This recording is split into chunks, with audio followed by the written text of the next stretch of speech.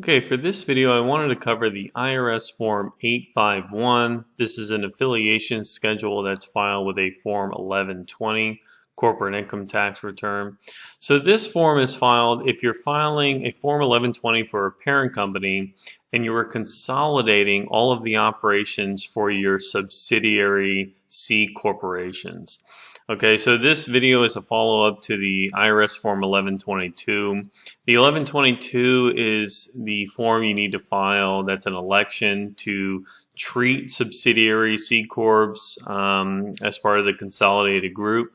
So after you file that 1122, when you file your Form 1120, you need to include this 851 where you list all of the subsidiary entities that are going to be rolled up into this parent company tax return.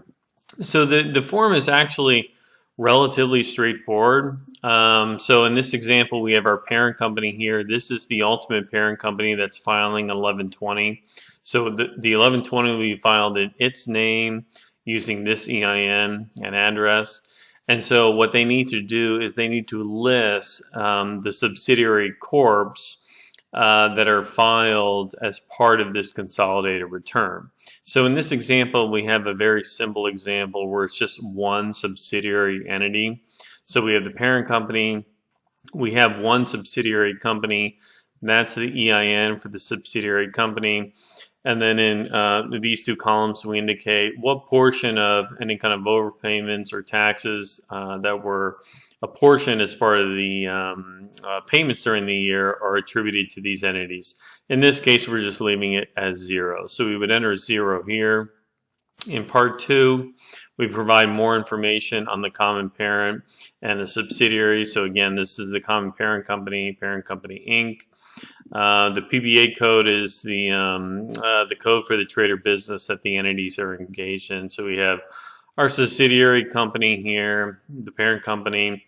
Did the subsidiary company make any non-dividend distributions? No. So we didn't make any dividend distributions during the year, so that's no. Number of shares owned, percentage of voting power, value. And then what we do is line 2, the subsidiary company, we indicate that it's owned by corporation number 1.